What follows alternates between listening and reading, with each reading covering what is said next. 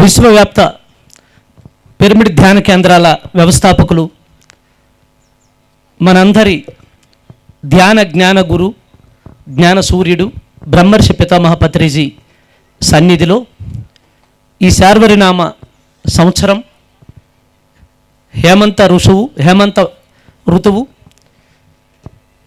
ఈ పుష్యమాసంలో వజ్ర వారాలు లేకుండా తిథి నక్షత్రాలతో అద్భుతంగా బహుశా ప్రపంచంలోని ఈ సమయంలో ఇన్ని వేల మంది ఒక్క దగ్గర కూర్చొని సంక్రాంతి సంబరాలు జరుపుకోవడమే ఈ యొక్క కార్యక్రమానికి, ఈ యొక్క ఘనతకు ఎంత గొప్ప స్ఫూర్తియో సంక్రాంతి అన్నది మనందరికీ తెలియజేస్తుంది. ఈ అద్భుతమైన కార్యక్రమానికి ఇంత గొప్ప వేదికను ఏర్పాటు చేసి ఈ ఆశ్రమాన్ని ఒక ధ్యాన జ్ఞానాశ్రమంగా, ఎక్కడింటికైనా మనం గమనిస్తే మహా ఉంటే ఆ ఇంటికి ఒక అల్లుడు ఉంటాడు, మహా అయితే 2-3 మరదళ్ళు ఉంటారు, అంతకంటే ఎక్కువ ఉండరు. అలాంటిది ఈ కొటాలకి ఎంతమంది అల్లుల్లో లెక్కే లేదు. ఎక్కడైనా సంక్రాంతి అంటే ఆ సంక్రాంతి కంటే ముందుగా తొందరగా అల్లుళ్ళు అత్తింటికి వెళ్ళిపోవాలని చూస్తారు. కానీ పిరమిడ్ జ్ఞానులందరూ ఉభయ రాష్ట్రాల నుంచి, కర్ణాటక నుంచి, తమిళనాడు నుంచి, సుదూర ప్రాంతాల నుంచి ఈ పరిస్థితుల్లో సైతం ఇంతమంది ఇక్కడ తరలొచ్చారంటే ఇక్కడ మరి ఎంతమంది మరదళ్ళు ఉన్నారో లెక్కే లేదు. ఒకసారి ఇంత గొప్ప ధ్యాన జ్ఞాన సంక్రాంతికి వేదిక అయినటువంటి పిరమిడ్ జాతవనానికి మనం ఒకసారి గట్టిగా చప్పలు కొడదాం. ఇది ఒక ప్రత్యేక చర్చా కార్యక్రమం మీ అందరి సమక్షంలో. ఈ చర్చా కార్యక్రమం తాలూకా ముఖ్య ఉద్దేశం సంస్కృతి సంప్రదాయం. ఇది భారతదేశానికి వెన్నతో పెట్టినటువంటి పదాలు.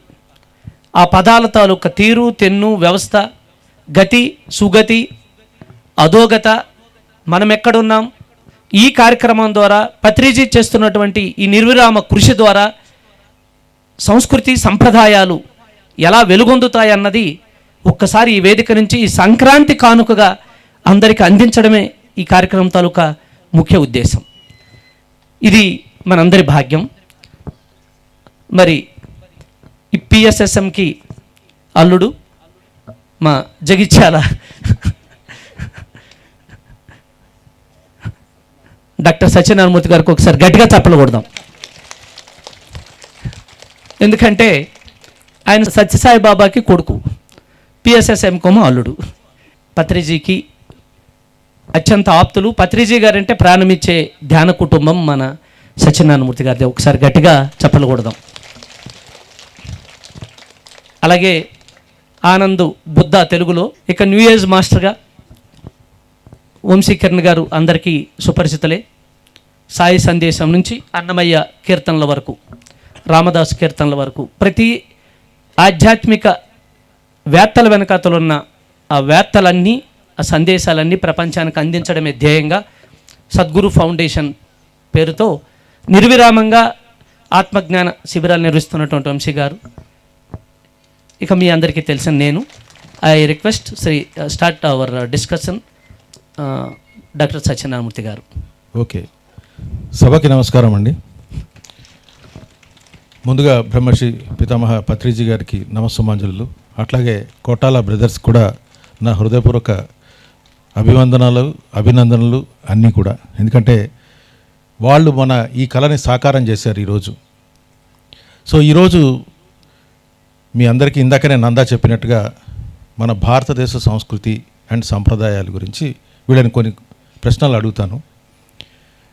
మనందరికీ తెలుసు, ఈ ప్రపంచం అంతా కూడా ఎన్నో సంస్కృతులు విరాజిల్లాయి. ఈజిప్షియన్ కల్చర్ అని ఇక్కడ అక్కడ అన్నీ పోయాయి. ఒక ప్రస్తుతానికి ఏ సంస్కృతి అయినా కానీ నిలిచింది అని అంటే మన భారతీయ సనాతన సంస్కృతి. మరి దాని యొక్క గొప్పతనము, అట్లాగే మనం ఎన్నో సాంప్రదాయాలని కోల్పోయాము. ఎందుకంటే పరపాలకులు మనని పాలించారు ఎన్నో రోజులు. ఇంకా ఆ సంస్కృతి నుంచి మెల్లిగా మనం బయటకు వస్తున్నాం ఇప్పుడు. సో మన సంస్కృతి సంప్రదాయాలను అన్నీ కూడా వాళ్ళందరూ కూడా మరుగున పరిచారు. సో వాటిని వెలికి తీసే బాధ్యత మనందరి మీద ఉంది. అందుకే మనం ఇటువంటి సంబరాలన్నీ కూడా జరుపుకుంటున్నాం. భారతదేశానికే అన్ని పండగలు ఉన్నాయి, ఏ దేశంలోనూ ఇన్ని రకాల పండగలు లేవు. ఎందుకనంటే పండగ అంటే సంబరము, సంబరం అంటే ఆనందము. మరి ఆధ్యాత్మికత యొక్క అల్టిమేట్ ఏమిటి స్థితి అని అంటే ఆనందమే. సో ఆనందాన్ని పొందడానికి మనకి ధ్యానము, మిగతా సజ్జన సాంగత్యము ఇవన్నీ ఎలాగో, అలాగే ఈ పండగలు కూడా మన ఆనందానికి చాలా తక్కువ సమయంలో చక్కగా మనం ఆధ్యాత్మిక ఉన్నతి కూడా పొందుతాం ఈ పండగల వల్ల. సో వాటి యొక్క వివరాలన్నీ మనం ఇప్పుడు ఈ ముగ్గురు మహాశైలిని అడిగి తెలుసుకుందాం. ముందుగా వంశీ గారు, మన సంస్కృతి మరి సనాతన సంస్కృత, మనది వేద సంస్కృత, హైందవ సంస్కృత ఏమంటారో అది కూడా ఒకసారి క్లారిఫికేషన్ ఇవ్వాలి మనం. సో అట్లాగే సాంప్రదాయాలు ఏమిటి మనవి, సత్సాంప్రదాయాలు అంటాం. సో వాటిని గురించి కూలంకషంగా వివరించాల్సిందిగా మిమ్మల్ని ప్రార్థిస్తున్నాను. Thank you sir. సో అసలు సంస్కృతి అనేది జీవనం, మానవుడి జీవనము సంస్కృతి. కొంతకాలానికి అది సాంప్రదాయం అయిపోతుంది. అందుకని ఏది సంస్కృతి ఏది సాంప్రదాయం అనేది ఇంపాసిబుల్, ఎవరు చెప్పలేరు. ఇది మన సంస్కృతి, దాని ప్రకారం వెళ్తున్నాం అనడానికి కూడా ఆధారం లేదు. కానీ పురాతన భారత చరిత్ర అంతా పరిశీలిస్తే, ఎందుకంటే నేను హిస్టరీ స్టూడెంట్ని కాబట్టి కొంచెం చదువుకున్న, అందులో మనది ఋషి సాంప్రదాయం, ఋషి సంస్కృతి, అక్కడి నుంచే మన మూలాలు వచ్చినాయి. అది రాను క్రమక్రమంగా అనేక మార్పులు చేర్పులు లోనైంది. ఈరోజు ఇక్కడ తేలాం. సో ఇప్పుడు ఫర్ ఎగ్జాంపుల్ ఇప్పుడు మనం చూద్దాం. సంక్రాంతి అనగానే ఇందాక నందగారు చెప్పినట్టు అల్లుడు రావడము, 100 రకాల కూరలో ఈ పంచాయతీ అంతా ఉంటుంది.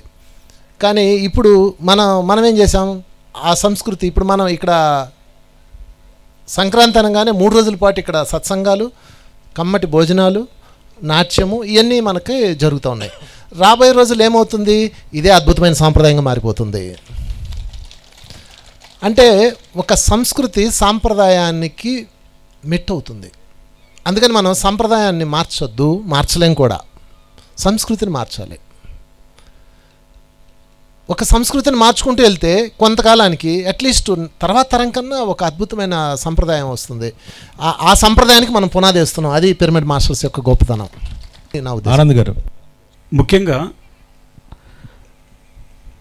ప్రతి పండగ అంబరాన్ని అంటే సంబరంలో మనం జరుపుకుంటాం. కానీ అంత అద్భుతమైనటువంటి ఆనందాన్ని మనం పొందుతూ ఈరోజు సంక్రాంతి, రేపు కనుమ, అంటే కొన్ని లక్షల కోట్ల మూగ జీవాలను బలిస్తారు.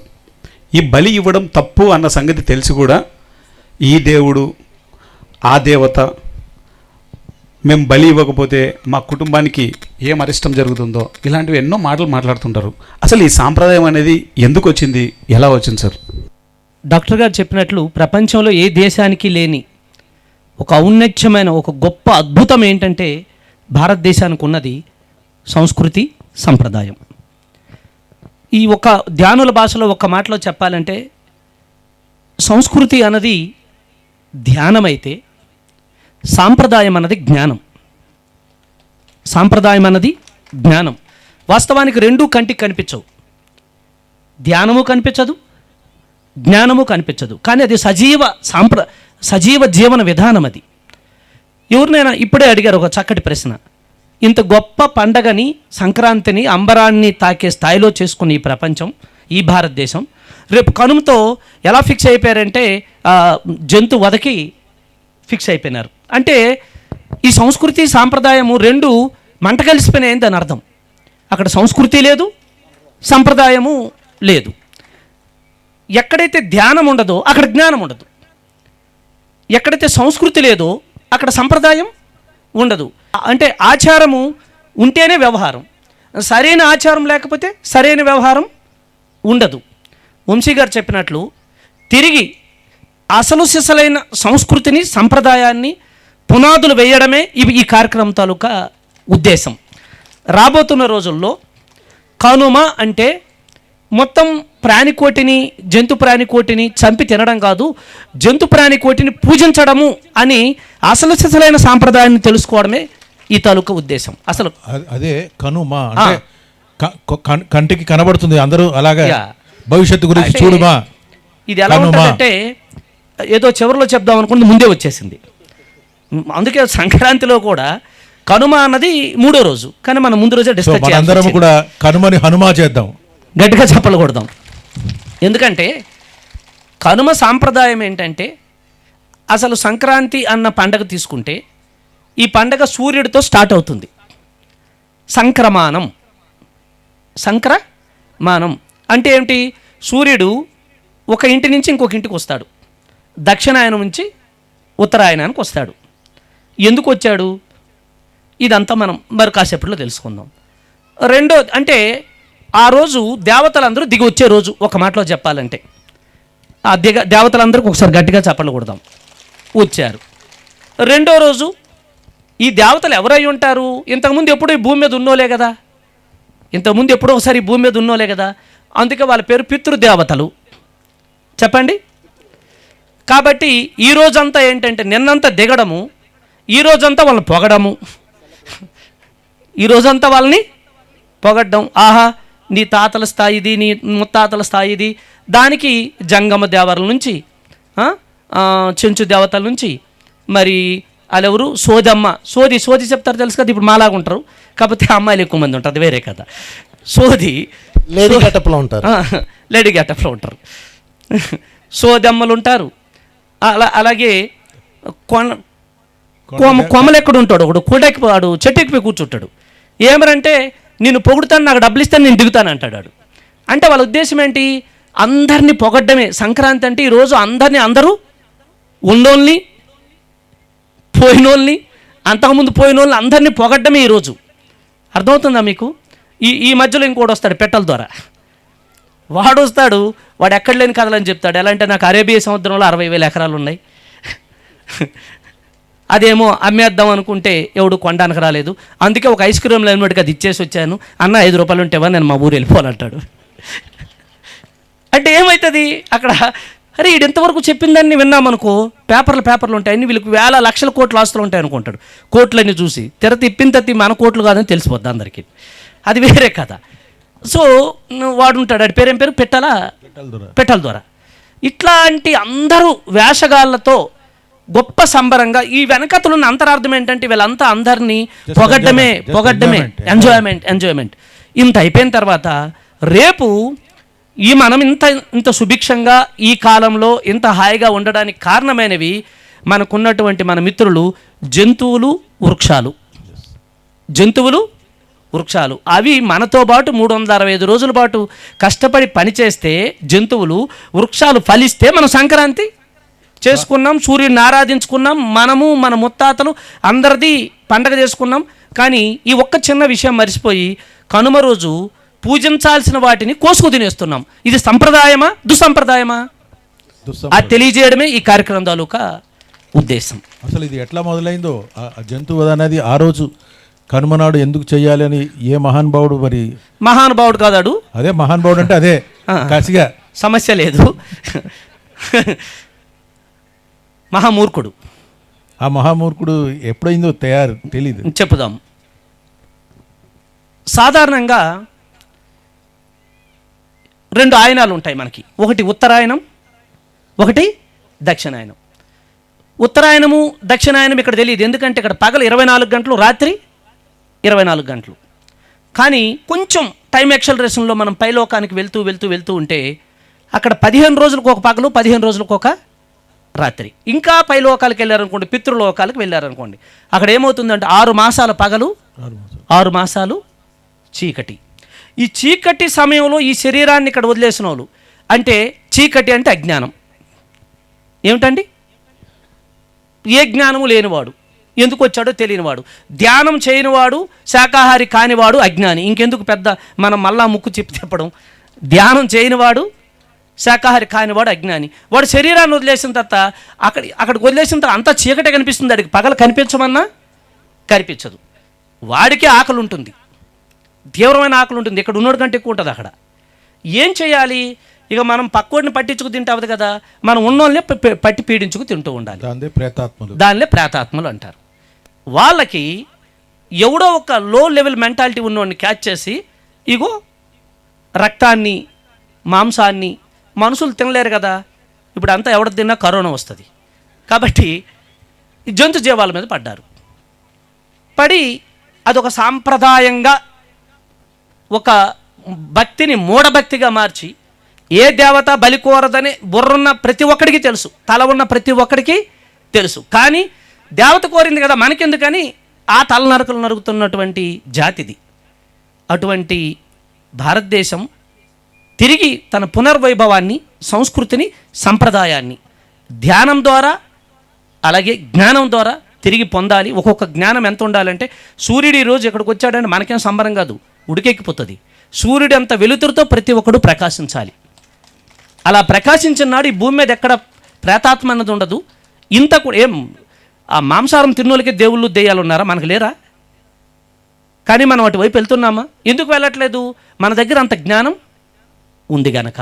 మనకి మూగజీవాలే దేవుళ్ళు, మూగజీవాలే దేవుళ్ళు గనక. మూగజీవాలని దేవుళ్ళుగా గుర్తించడమే కనుమ. అందుకే ఆ రోజు అసలు కనుమకున్న ఇంకొక పేరు తెలుసా మీకు? సొమ్మల పండుగ.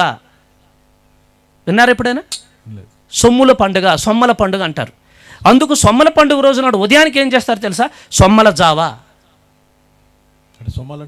సొమ్మలంటే ఆవులు, గోవులు. వాటికి ఈరోజు సాయంత్రం మనం పెట్టుకున్న బియ్యము పేరంటాలకి, పూర్వీకులకి, అంటే అందరూ రాగా రాగా రాగా పొగటగా ఇంట్లో ఇంకా బియ్యం ఉండిపోతాయి కదా, ఈ బియ్యం అంతా రేపు కొంచెం బెల్లం వేసి ఉదయానికి జావ చేసి ముందు ఆవులకు పెట్టాలి, గోవులకు పెట్టాలి. మిగిలింది మన అందరం తినాలి. దాని పేరు సొమ్ముల జావా. కొత్త విషయం చెప్పారు. వాళ్ళూరులో అదే పెడతారు. ఏ ఊర్లో అయినా అదే పెట్టాలా, పర్లేదు. సొమ్మలూరు. దీనికి చిత్రం ఏంటంటే, ఈ పండగ మనకున్న అన్ని ధర్మాలను, ఆచారాలను, సాంప్రదాయాలను కలగలిపినటువంటి పండగ సంక్రాంతి. అండ్ గొప్పతనం ఏంటంటే, మొత్తం భారతదేశంలో కూడా సంక్రాంతిని వివిధ రూపాల్లో కొలుస్తారు. అంటే లోడి అని, ఇది అని, రకరకాల పేర్లు ఉండవు. రకరకాల పేర్లు. పొంగలని, ఏ పొంగలని, ఏ పండగకి ఇన్ని పేర్లు ఉండవు. కామన్ పండగ ఇది మన భారతదేశం. ఈ కాలంలో ఈ కాలానికి అధ్యక్షుడు శివుడు, సంగమేశ్వరుడు. ఒకసారి గట్టిగా చెప్పకూడదు. సంగమేశ్వరుడు అంటే ఉత్తరాయణ దక్షిణాయన కలిపేవాడు. సంగం అంటే బ్రిడ్జ్. కాల అధిపతి శివుడు.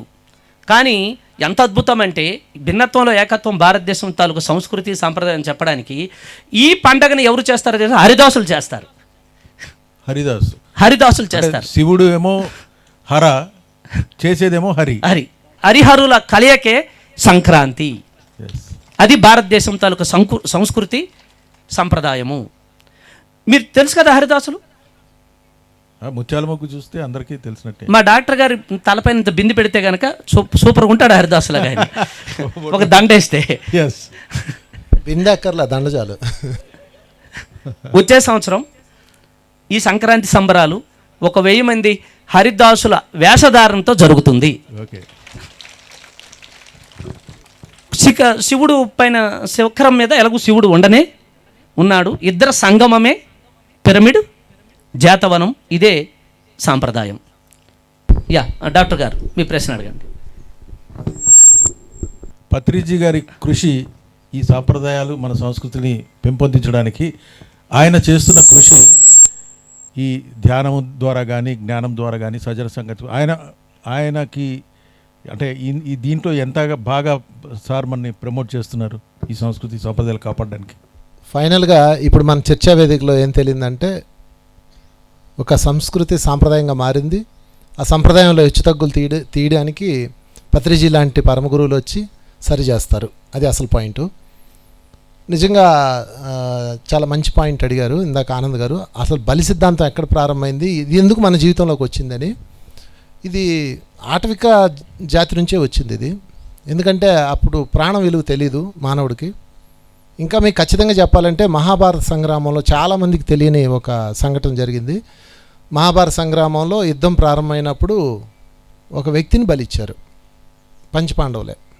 ఆ వ్యక్తి పేరు ఇరావంతుడు, ఇరావణ్ అంటారు ఆయన్ని, అర్జునుడికి కొడుకు అతను. సో అది ఎందుకు జరిగింది మరి? కృష్ణుడు ఆధ్వర్యంలోనే. మీరు ఒకటి గుర్తుపెట్టుకోవాలి, మనం ఎవరిని తప్పు పట్టలేం, ఎందుకంటే దేశ కాల మాన పరిస్థితులు అనేవి ఉంటాయి. అప్పటికి అది కరెక్టు, ఇప్పటికి ఇది కరెక్టు. రాబోయే రోజుల్లో ఇంకా క్లియర్గా చెప్పాలంటే అప్పుడు మనిషిని చంపొద్దు, కనీసం జంతువుని చంపేయండి అని తర్వాత తరంకి సరి చేశారు. ఇప్పుడు ఈ తరంలో జంతువుని చంపొద్దు అని మనం సరి చేస్తున్నాం. అంటే ఇప్పుడు మాంసాహారం మానండి, శాకాహారం తినండి అని మనమే తయారయ్యాం. రాబోయే రోజుల్లో బుద్ధి లేదా, మొక్కలు చంపుతావా, శాకాహారం కూడా తినద్దు, శ్వాసాహారం తినండి అని చెప్పేస్తాం. అంటే కాలం అంతగా అద్భుతంగా మారింది మై డియర్ ఫ్రెండ్స్. దీనికి కారణం ఒకటే, అప్పుడు బలులు చేసింది మనమే, అప్పుడు ఆ దరిద్ర సాంప్రదాయాలు తిప్పింది మనమే. ఈరోజే మనం పైనుంచి రాలా, ఆ జాతిలో మనం ఉన్నాం, ఈ జాతిలో మనం ఉన్నాం, ఇక్కడ మనం ఉన్నాం.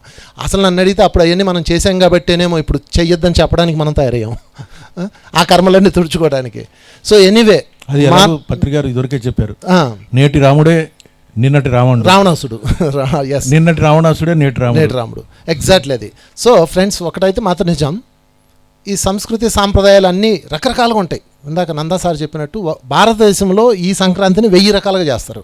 ఒక శ్రీకాకుళంలో వాళ్ళ ఊర్లోనే ఒకలా చేస్తారు, సోమలూరు రకరకాలుగా జరుగుతుంది. ఫైనల్గా అన్నిటికీ ఒకటే ఆన్సర్, మానవుడు ఏం చేయాలి అంటే మా తాత చేశాడు కాబట్టి నేను చేయాలని అనకండి, విచక్షణ వాడి చెయ్యాలి. ఇది చేసిన విచక్షణ ఒక్కటే అద్భుతంగా ఆ మహాదేవుడు ఇచ్చిన ఖడ్గం. దాని మీద నా ఎగ్జాంపుల్ ఒకటి చెప్పి నా సెషన్ క్లోజ్ చేస్తా. అదేంటంటే, ఒక ఆచారం ఉంది, మంగళవారం ఎవరన్నా చనిపోతే నల్లకోడిని బలిస్తారు. అది నా ప్రారంభం కొద్దీ మా నాన్నగారు ఆ రోజు చనిపోయారు. మా ఇంట్లో ఆ సిస్టమ్ అంతా, అంటే నేను ధ్యానం చేస్తాను, మా మదర్ ధ్యానం చేస్తారు, మా ఇంట్లో ఆ సిస్టమ్ లేదు. కానీ మా బంధువర్గం అంతా ఉంటారు కదా, వాళ్ళందరూ వచ్చారు.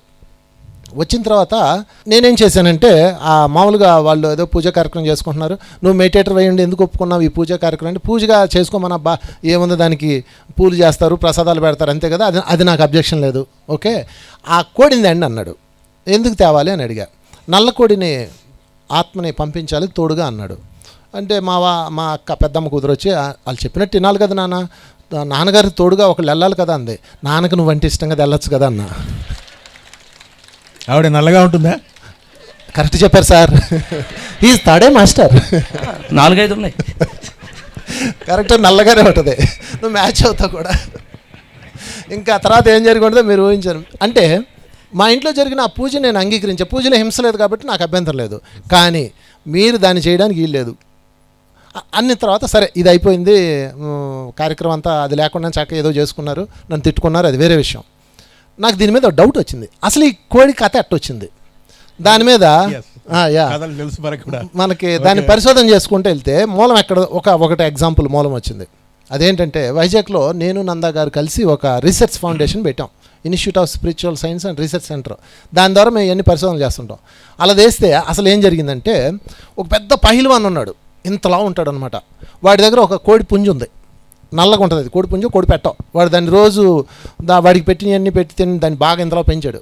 ఒకరోజు ఉండట్టుండి దాన్ని ఎప్పుడు దూతుంటాడు కదా ఇలాగా, వీడికి హార్ట్ అటాక్ వచ్చింది. హార్ట్ అటాక్ రాగానే హా అని దాని మీద పడిపోయాడు. 80-90 కేజీలోడు పడితే అది బతుకుద్దా? అది కూడా పోయింది. మొత్తం మీద అందరూ వచ్చి పహిల్వాన్ని ఇలా తిప్పితే కోడి చచ్చిపోయింది. బుర్ర తక్కువలే కదా అందరూ ఏమనుకున్నారు, ఎంత ప్రేమ పహిల్వాన్ గారికి, కోడికి ఎంత ప్రేమ, ఆయనతో పాటు చచ్చిపోయిందని చెప్పేశారు. చచ్చిందాన్ని ఎవరు తినరు కదా, తినాలని భయం. అందుకని ఆయన పాడితో పాటు దాని కాళ్ళు కూడా కట్టేసి ఆ పాడికి దాన్ని ఏలాడదీసి ఊరేగింపుకి తీసుకెళ్తున్నారు. ప్రతి సాంప్రదాయం వెనక ఒక గుడ్డిది ఒక చెమిటిది ఉంటుంది. గుడ్డి మామగారు ఏం జరుగుతుంది అందే. ఈ చెమిటి మామగారు ఏం చెప్పిందంటే, పహిల్వాన్ గారు చనిపోయారమ్మా, ఆమెతో పాటు కోడిని కూడా తీసుకెళ్ళిపోతున్నారు, ఎంత దయా ఎంత దయా. అప్పుడు ఈ మామగారు రాసేసింది ఒక శాసనం, అదే సాంప్రదాయం, ఎవడు సచ్చినా వాడితో పాటు నల్ల కోడి పంపించాలని శాసనం రాసింది మా అమ్మగారు. అది పాటిస్తున్నాం మనం. ఏమన్నా అర్థం ఉందా చెప్పండి? సో రియలైజేషన్, మన విచక్షణ వాడండి. మీరు ఏ సంప్రదాయంలో ఉన్నారు, ఏ సంస్కృతంలో అన్నీ పక్కన పెట్టండి. మీ విచక్షణ అన్న ఖడ్గాని కనుక వాడితే మీరు సంప్రదాయాన్ని పాటించాలా వద్దా అన్నది మీకే ఆన్సర్ వస్తుంది. అలాగే ఒక చిన్న కథ దీనికి సంబంధించిందే. ఒక గురువుగారు ఉంటారు, ఆశ్రమం ఉంటుంది, యాగాలు చేస్తూ ఉంటారు. ఆయన మామూలుగా ఒక పెంపుడు పిల్లిని పెంచుతూ ఉంటారు. సో అది యాగానికి కాస్త ఆటంకం కలిగించినప్పుడల్లా అరే దాన్ని కట్టేయండి రా అంటారు. సో గురువు తర్వాత శిష్యులు ప్రశిష్యులు అని పరంపర ఉంది కదా. గురువులు తతంగం అంతా చూసినవాడు కొంచెం శిష్యుడు బాగానే ఉంటాడు. శిష్యుడి నుంచి ప్రశిష్యుడికి వచ్చేటప్పటికి అది గురువుగారి మాట వేరేలాగా అయిపోతుంది, ఇందాక వంశీ గారు చెప్పినట్టుగా. సో గురువుగారు ప్రత్యక్షంగా ఆ శిష్యుడు చూసింది ఏంటంటే, యాగం చేసినప్పుడల్లా గురువుగారు ఆయన్ని దాన్ని అరే పిల్లిని కట్టేయండి రా, యాగం సజావుగా సాగుతుందని అంటారు. సరే అయిపోయింది, ఆ గురువుగారు చనిపోయారు. తర్వాత శిష్యుడు వచ్చాడు. శిష్యుడు కొంచెం తెలుసు, మన వాడి తర్వాత ప్రశిష్యులు వచ్చారు. వాళ్ళు ఏం చేశారంటే వాళ్ళ దగ్గర అప్పుడు పిల్లి అప్పుడెప్పుడో చచ్చిపోయింది. సో వాళ్ళందరూ నేర్చుకున్న పాఠం ఏంటంటే ప్రతి యాగానికి ఒక పిల్లిని కట్టేయాలి తెచ్చి. పిల్లిని తేవడం ఎందుకు, కట్టడం ఎందుకు అంటే వాళ్ళు దాని గురించి ఇందాక వంశీ గారు చెప్పినట్టుగా విచక్షణ జ్ఞానం లేకుండా ఉంటే ఈ దరిద్రపు సాంప్రదాయాలన్నీ ఇవన్నీ పురుడు పోసుకుంటాయి. సో వాటిని అన్నింటినీ కట్ చేయాలంటే జ్ఞాన ఖడ్గం అనేది కావాలి. సో జ్ఞాన ఖడ్గం కావాలంటే ధ్యానం చేయాలి. మనంతా ఆవు కదా మళ్ళీ స్టార్ట్. అందుకే అంటారు సమాజం గుడ్డిది అని, మనసు మోగది. ఇందాక చెప్పిన గుడ్డి మోగ అమ్మాయిలు అబ్బాయిలు కాదు, సమాజం. అండ్ ప్రతి మనిషికి ఉన్నటువంటి మనసు. ఈ మనసు అజ్ఞానంతో అంధకారంతో నిండి ఉంటే పక్కవాడు అటు చేస్తున్నాడు, వాటి మీద మరింత ఆడంబరంగా వాడు ఒక కోడి తెస్తే 3-4 కోళ్ళు కట్టేస్తాడు. అంటే స్టేటస్ ఎక్కువ పుణ్యం రావాలి, వీడివి కాదు కాబట్టి. అలా ఇది విచ్చలవిడిగా వెళ్ళిపోతున్నప్పుడు ఎప్పటికప్పుడు సమాజంలో ఒకటి మాత్రం, సంస్కృతికి సంప్రదాయానికి ఎప్పుడూ చావు లేదు, అది అజరామం, అది ఒక నిరంతర జీవన ప్రమాణం. మధ్య మధ్యలో ఇలాంటి వాళ్ళు వచ్చి దాన్ని పక్కదారి పట్టిస్తుంటారు. ఇది ఒక్కోసారి ఏమవుతుందంటే ఇంకా సమాజం అన్నదే గుడ్డిది కదా, ఇక మనసు అన్నది మోగదు కదా. అందరూ ఆ వైపు ప్రయాణిస్తున్నప్పుడు అప్పుడప్పుడు ఉద్భవిస్తుంటాడు ఒక జ్ఞాన ఖడ్గం పట్టుకొని ఒక ఆదిశంకరాచార్యుడు. ఆయనకు ఒకసారి గట్టిగా చెప్పకూడదాం. మనిషిని చంపితే కానీ మానవ జీవికి ముక్తి లేదు అన్నప్పుడు, నేనైనా చస్తాను కానీ మనిషి అన్నాడు చావడానికి వీల్లేదని ఆ కత్తికి కంఠం అడ్డు పెట్టాడు ఆదిశంకరాచార్యుడు. ఆయనకు ఒకసారి గట్టిగా చప్పలు కొట్టాలి. ఇంత ఎప్పటికప్పుడు సమాజం సంవత్సరాలు తిరిగిపోతూనే ఉంటాయి, కానీ ఇది ఎప్పటికప్పుడు చీకట్లాగా మన మీద వచ్చి ఆ దాడి చేస్తూనే ఉంటుంది అజ్ఞానం అన్నది. ఆయా సమయాల్లో ఒక సూర్యుడిలా వస్తాడు ఒక మలయాళ స్వామి. ఆయనకు ఒకసారి గట్టిగా చప్పలు కొడదాం. ఒక మలయాళ స్వామి, ఒక కబీర్కి ఇంకా అసలు ఎన్ని చప్పలు కొట్టినా కొట్టాలి. ఒక కబీర్, ఒక మలయాళ స్వామి, ఒక ఆదిశంకరాచార్యులు, ఒక బ్రహ్మర్షి పితామహ పత్రిజీ. ధ్యానమా మనబోటోలక మమ అంటే పోలే, ఈ మమ అంటే పోలే, మామ అంటున్నాడో మమ అంటున్నాడో తెలియదు. అలాంటి ధ్యానాన్ని, ఎవరికీ సాధ్యం కాదనుకున్న ధ్యానాన్ని ఎన్నో శతాబ్దాలుగా 1,000,000 మంది ప్రయత్నిస్తే ఒకడు ధ్యానం అయ్యేవాడు, ఒకడు యోగి అయ్యేవాడు. ఈరోజు 1,000,000 మంది ప్రారంభిస్తే ఒక్కడ ఆగిపోతున్నాడేమో. 9,99,999 మంది జ్ఞానులు అవుతున్నారు. ఇది సంస్కృతికి సాంప్రదాయానికి పత్రిజీ ఇచ్చినటువంటి మార్గదర్శనం. ఇది అట్లాగే సతీ సహగమనం చూసుకుంటే కూడా అది కూడా దురాచారమే. అండ్ కందుకూరి వీరేశలింగం పంతులు గారు వాళ్ళ అనుయాయి గురజాడపారు, వాళ్ళు ఆ పరంపర అంతా భౌతికంగా వాళ్ళు ప్రపంచ స్పిరిచువల్గా మనం ఎన్నో సామాజిక కర్తలు. అందుకే చాలామంది గొప్ప ఆధ్యాత్మికవేత్తలు, గొప్ప సంఘ సంస్కర్తలు కూడా, వారు ఒక సిద్ధారూఢ కావచ్చు, ఒక బసవేశ్వరుడు స్వామి. బసవేశ్వరుడికి ఒకసారి గట్టిగా చెప్పకూడదాం. మొత్తం సమాజాన్ని లింగాయత్తులను మొత్తం ఆ జన్మంత తరతరాలుగా శాఖాహారులుగా తీర్చిదిద్దాడు. అంతకంటే గొప్ప దేవుడు ఎవడు ఉండాలి? బసవేశ్వరుడికి ఒకసారి గట్టిగా చెప్పకూడదాం. అలా ఒక జాతితోనో, ఒక మతంతోనో, ఒక కులంతోనో, ఒక ప్రాంతంతోనో ఒక జ్ఞాన సూర్యుడై వచ్చి లక్షలాది మంది జీవితాల్లో వెలుగుని అందిస్తున్న వారందరూ ఇగో పత్రిజీ కోవకి, పత్రిజీ పరంపరకి సంబంధించిన వారే. యాక్చువల్గా వీరు చెప్పిన వాళ్ళందరూ అద్భుతమైన యుగ పురుషులు. వాళ్ళందరూ అడిగింది ఒకటే, వాళ్ళ యొక్క జ్ఞాన ఖడ్గాన్ని బయటికి తీశారు అంతే. మనం కూడా తీస్తే మనం యుగ పురుషులమే అవుతాం. అంటే మన ముందు జరుగుతున్న సంప్రదాయంలో అధర్మం ఉన్నా, అన్యాయం ఉన్నా, హింస ఉన్నా, మన జ్ఞాన ఖడ్గాన్ని మనం బయట తీస్తే రాబోయే తరాలకి మనం యుగ పురుషులం అవుతాం మై డియర్ ఫ్రెండ్స్. అందుకని ప్రతి ఒక్కరూ మీ యొక్క జ్ఞాన ఖడ్గాన్ని ఓపెన్ చేయండి. పత్రికారి దగ్గరికి చాలామంది వెళ్తారు, వాళ్ళ సమస్యలను చెప్తారు. సమస్య ఎవడు? మొగుడు. పాపం ఆ పేరు వాళ్ళు చెప్పరు, అది చెప్పరు, సమస్య చెప్తారు. పత్రికారికి అర్థమైపోద్ది కదా. బయలుదేరే ముందు సార్ దగ్గరికి పిలిచి, మేడం పెద్ద కత్తి తీసి నరికేయండి మేడం అంటాడు. వాళ్ళు అవాక్ అయిపోతారు. అంటే నేను అలా చెప్తే బాగుండదేమో సార్, ఇండైరెక్ట్గా చెప్పాను అని. ఏంటి సార్ డైరెక్ట్ కత్తితో నరికేమంటున్నాడు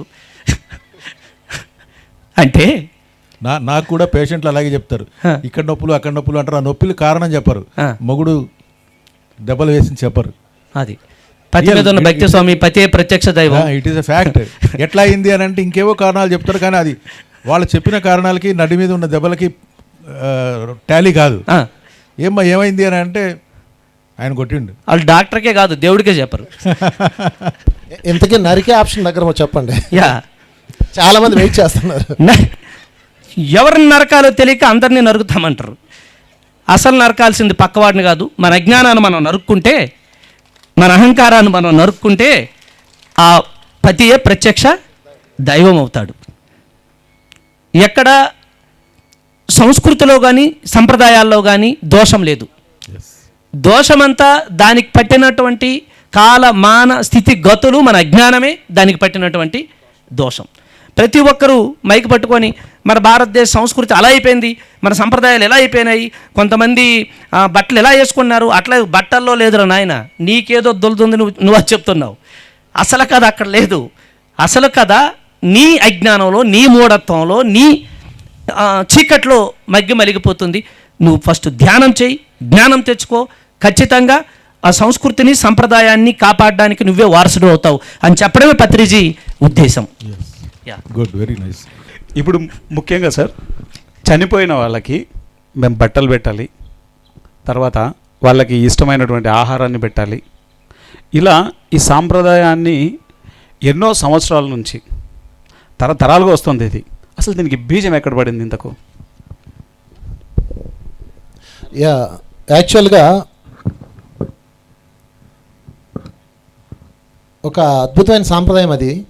ఇందాక నందా గారు చెప్పినట్టుగా అది మధ్యలో పొల్యూట్ అయిపోయి మారుతుంటుంది తప్ప, చాలామంది చనిపోయిన తాతగారులు వాళ్ళు ఉంటారు, మన తండ్రులు తాతగారు ఉంటారు. వాళ్ళందరూ కూడా ఈ భూమి మీదకి, అంటే వాళ్ళు పైలోకంలో కనుక, అంటే మనకు 2 లోకాలు ఉంటాయి, కింది లోకం పైలోకం అనుకుంది, ఇంకా తాళాలు అదంతా పక్కన పెడితే, వాళ్ళు ఆ లోకం నుంచి సంవత్సరానికి ఒకసారి వాళ్ళు భూమి మీదకి వెళ్ళడానికి వీసా గేట్స్ ఓపెన్ అవుతాయి. అదే సంక్రాంతి రోజు. అందుకే సంక్రాంతి రోజు భోగి పక్కన పెడితే రెండో రోజు సంక్రాంతి రోజు పెద్దవాళ్ళకి బట్టలు పెట్టే ఆచారం ఉంటుంది. అది మంచి ఆచారం. అది పొల్యూట్ అయితే దాన్ని సరి చేసుకుందాం.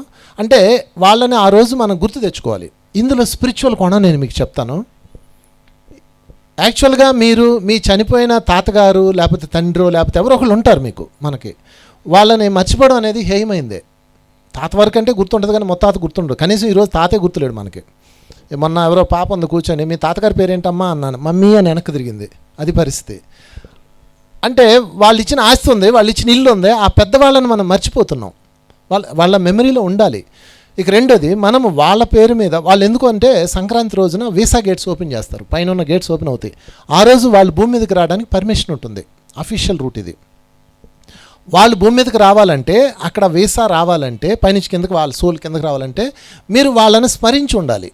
అంటే ఫోటో పెట్టి దండ ఎక్కర్లేదు, వాళ్ళని ఒకసారి స్మరించి ఆ రోజు ఫీల్ అయితే వాళ్ళని రిలీజ్ చేస్తారు. లేదంటే ఏం పనిరా నీకు భూమి మీద అంటారు, మా మనవడు ఉన్నాడని చూసి వస్తానని అంటారు అనుకో, మీ మనవడా నీ ఫోటోనే లేదురా, నీ మనవడు అసలు నిన్ను ఎవరు తలవట్లేదురా, క్లోజ్ అని డోర్ క్లోజ్ చేస్తారు. అంటే వాళ్ళకి ఆ మెమరీ లేదు. ఇక్కడ మెమరీ లేనప్పుడు ఎందుకు రానిస్తారు అంటే, అక్కడ సూక్ష్మలోకంలో సెకండ్ డెత్ ఉంటుంది, అది వేరే సబ్జెక్టు. అంటే పూర్వీకులు ఎవరెప్పుడు చచ్చిపోయారో ఎవరికి తెలియదు, తర్వాత అయిపోతుంది. కాబట్టి అంతటికి కలిపి ఒక సంక్రాంతి పండుగ రోజున మన పెద్దవాళ్ళందరినీ ఒకసారి స్మరించుకొని వాళ్ళ తరపున మనం కొత్త బట్టలు ఎవరికన్నా దానం చేయాలనేది. ఈ మధ్యనే మా ఇంట్లో ఈ సంఘటన జరిగింది. మా అమ్మ కొత్త బట్టలు తెప్పించి నాకే ఇచ్చింది. అది మనం తీసుకోకూడదు. మా అమ్మ చెప్పాను మనం పెట్టుకోకూడదు అంటే మంచి చొక్కా ఉంది, మంచి చొక్కా అయినా ఎవరికైనా దానం చేయాలి. దానం చేస్తే ఆ పుణ్యం యొక్క ఫలితం వారి యొక్క సోల్కి చేరుతుందని అది కాన్సెప్ట్ అనమాట. సో ఇది రకరకాలుగా మారుతూ ఉండొచ్చు, రకరకాల పద్ధతులు. సో దీని మీద ఇంకా నందా. యా, ప్రపంచంలో ఎవరికీ దక్కని ఒక అపూర్వమైనటువంటి సాంప్రదాయము, గౌరవము భారతీయులది. అయినందుకు ముందు మనం ఒకసారి గట్టిగా చప్పలు కొట్టుకుందాం. వంశీ గారు చెప్పిన దాంట్లో 2 కోణాలు ఉంటాయి. ఆ పూర్వీకుడిని ఇక్కడ వీళ్ళు తెలుసుకోలేకపోతుంటే ఆయన ఇక్కడ సాధించిన ఘనకార్యం ఏమీ లేదు. ఇక్కడ సాధించిన ఘనకార్యం ఏమీ లేదు. అలా వచ్చాడు, నలుగురితో నారాయణలా వెళ్ళిపోయినాడు. అలా వద్దంటాడు పత్రికారు, సత్యనారాయణగా వెలగమంటాడు. అది మరి సత్యనారాయణగా వెలగమంటాడు. సో అంటే నువ్వు ఈ భూమి మీద ఉన్నప్పుడు నువ్వు చేయాల్సింది ఈ సంస్కృతిలో, ఈ సంప్రదాయంలో, ఈ ఆచార వ్యవహారాల్లో ఏమైనా నువ్వు ఆచరించుంటే నీ అడ్రస్ ఇక్కడ స్థిరస్థాయిగా ఉంటుంది. ఒక వెంకటేశ్వర స్వామిలా, ఒక బుద్ధుడిలా, ఒక జీసస్లా. ఇక్కడ నువ్వు ఉన్నదాన్ని చరిపేస్తే నీకు ఎక్కడెక్కడ ఎంట్రీ ఉంటుంది, నీ తర్వాత తరాలలో కూడా రానివ్వరు. అదొక కారణం. 2, ప్రతి ఆచారం వెనకాతల అద్భుతమైన అంతరార్థం ఉంది. ప్రతి ఆచారం వెనకాతల. అందుకు భారతదేశానికి ప్రతి పౌర్ణమి పండగే. సార్ ఉదయమే సందేశం ఇస్తూ అన్నారు, ఒక ధ్యానికి, జ్ఞానికి ప్రతిరోజు పండగే, ప్రతిరోజు పండగే. మామూలుగా వంశీ గారు చెప్పినట్లు ఏ 365 రోజులకో ఈ ఉత్తరాయణం నుంచి వెళ్తున్నటువంటి ఈ సంక్రమణ సమయంలో వాళ్ళ పూర్వీకులను పిలిచి తలిస్తే ఎవరో ఒకరు వస్తారు.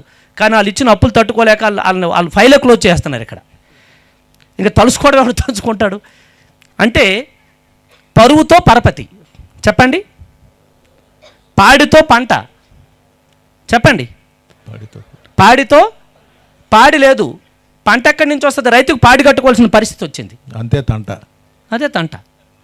పాడి ఉండాలి మనకి. ఎందుకు జంతు జీవాలతో మనం కలిసి ఉండాలి.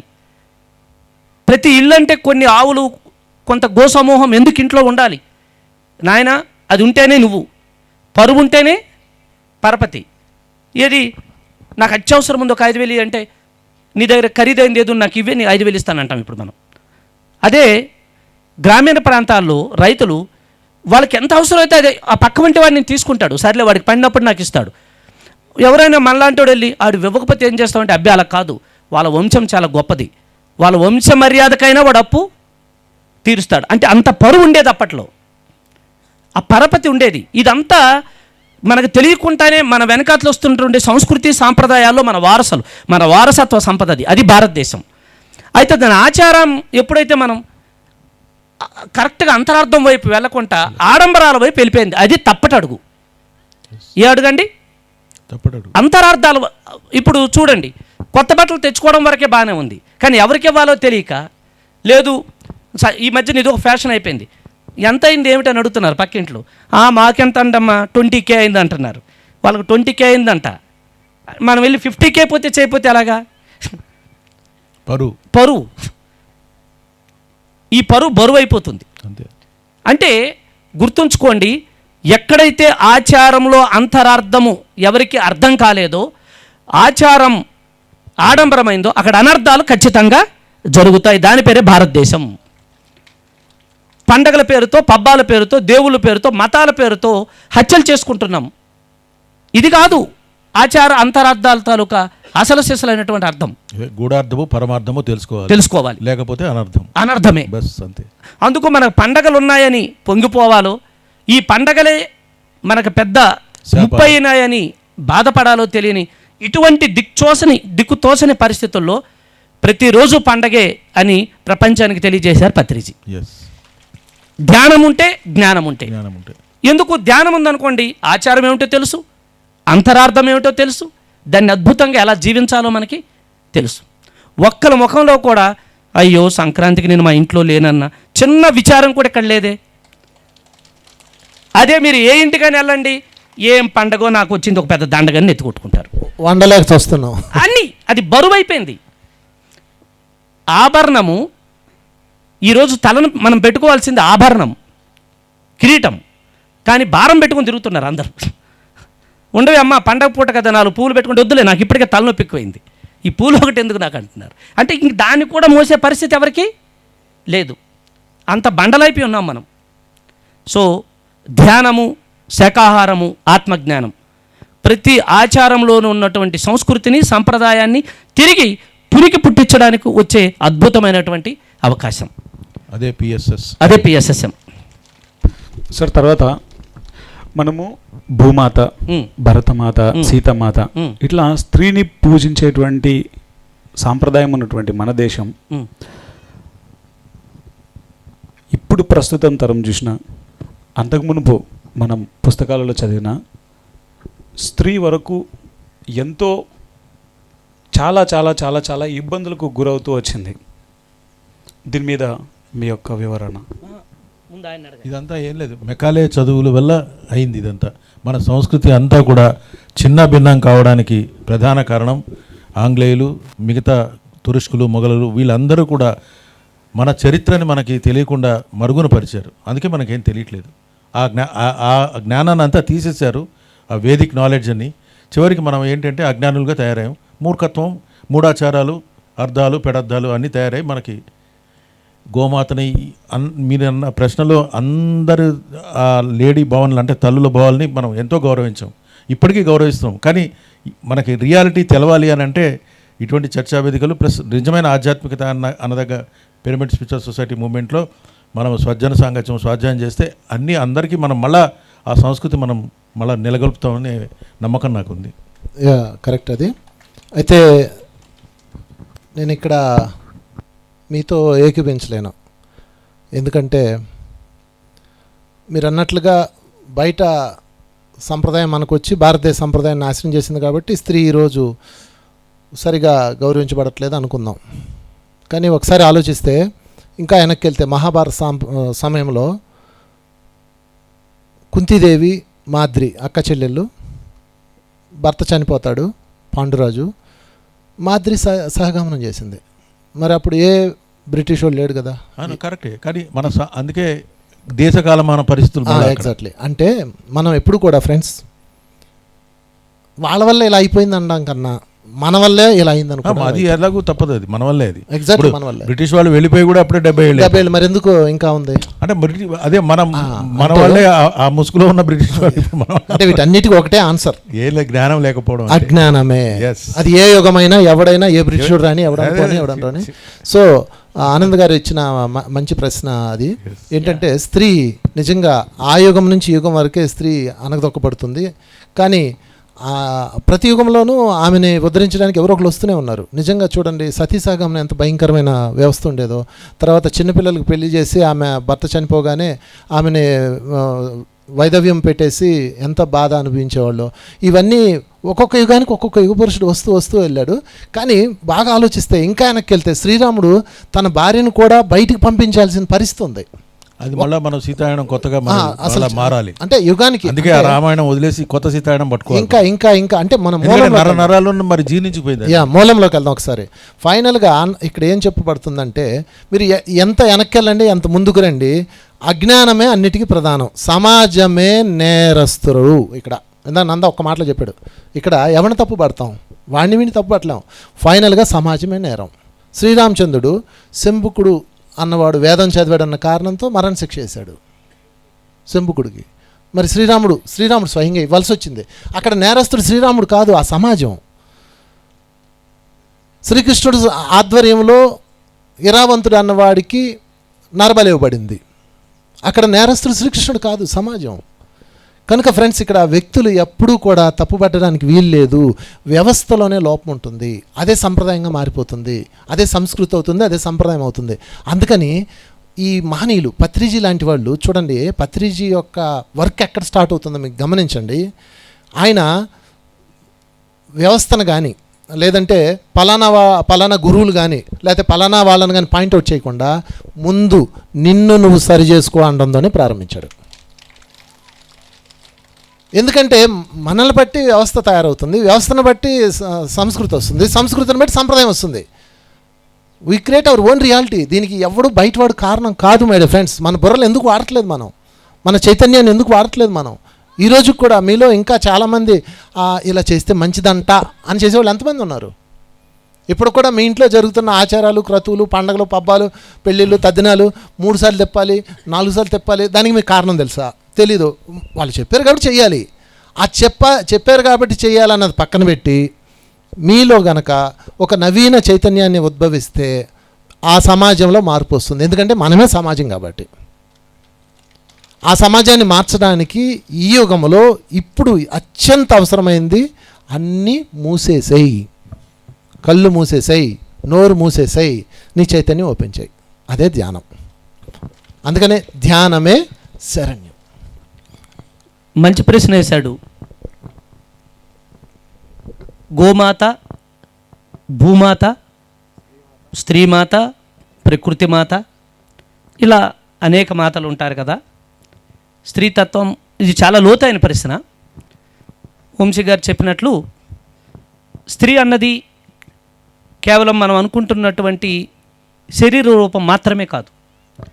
పురుషుడు అనుకుంటే ఈ శరీర రూపమే కాదు, జెండర్ కాదు. స్త్రీ అంటే పురుషుడు అంటే ఒక ఆత్మ తను పొందుతున్నటువంటి విభిన్నమైనటువంటి అనుభవాల కోసం తను ఎంపిక చేసుకున్న ఒక వాహనం ఈ శరీరం.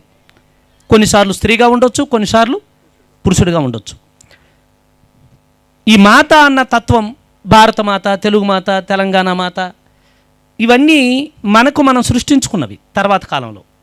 పోనీ వాటిని గౌరవిస్తున్నామంటే ఎలా ఉన్నామంటే మనం అదేదో అంటారు కదా, మన బంగారం మంచిదైతే ఆ కంసాలను ఎందుకు నిందించడం. అలాగూ మనకి మాత అన్నది సరిగా అర్థం కాక అక్కడికే దాన్ని చేసి మిగతా పీతలను మాత్రం వేపుకుని తినేస్తున్నాం. మరి గోవు మాత అయితే పంది అత్త అవుతుందా మనకేమన్నా?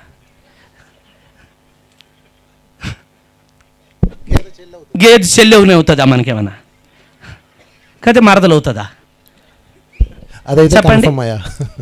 ఎద్దు పితనా? ఎద్దు పిత అవుతుందా ఏమన్నా? వీళ్ళందరితోని కనుమ రోజు సినిమాకి వెళ్తామా? అంటే ఎక్కడో మనకి అర్థం కాని ఒక అస్పష్టమైనటువంటి ఒక గందరగోళమైన దాన్ని తయారు చేసుకొని దాంట్లో కొట్టుకొని తిరుగుతుంటాం. మనమే తిరుగుతుంటాం. దీన్ని ఇంకొకడు వస్తాడు మనకంటే తెలివైనడు, కొంచెం అంటే మహామూర్ఖుడు అనుకోండి, తెలివైనడు ఎవడు లేడు, వాడు వస్తాడు వీళ్ళందరినీ నేను క్యాచ్ చేయాలని, ఇదిగో గోమాత హిందువులకు మాత్రమే అంటాడు. ఈ గోమాతల్ని మనం పూజిస్తాము అంటాం ఊరికే, ఎవడు పూజించడు. ఇందాక ఇంకొక ప్రశ్న కూడా వేశాడు, అసలు ఇవాళ బట్టలు ఎందుకు పెట్టాలని. ఒకలాగైతే ఎవడు పెట్టడు. ఒక్కడ బట్టలైన వాళ్ళు పూర్వీకులు ఎత్తుకెళ్ళిపోతే ఒక్కడు కూడా పెట్ట బట్టలు.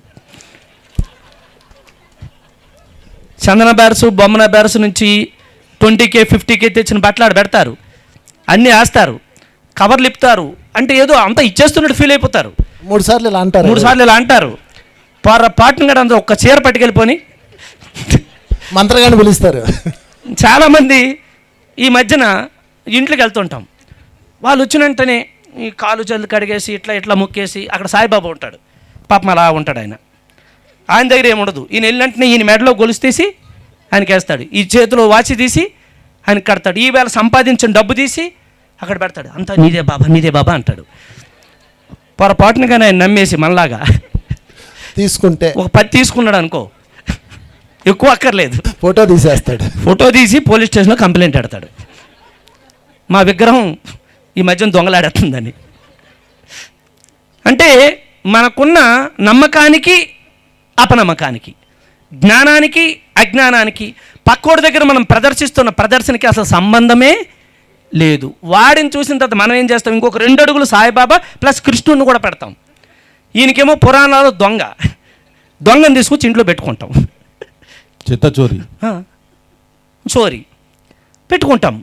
అంతా మాకు అంతా అంటే ఎలా ఉంటుంది, మనం ఎవడిని నమ్మిస్తున్నాం, ఏమైనా అర్థం ఉందా మనం చేస్తున్న దానికి?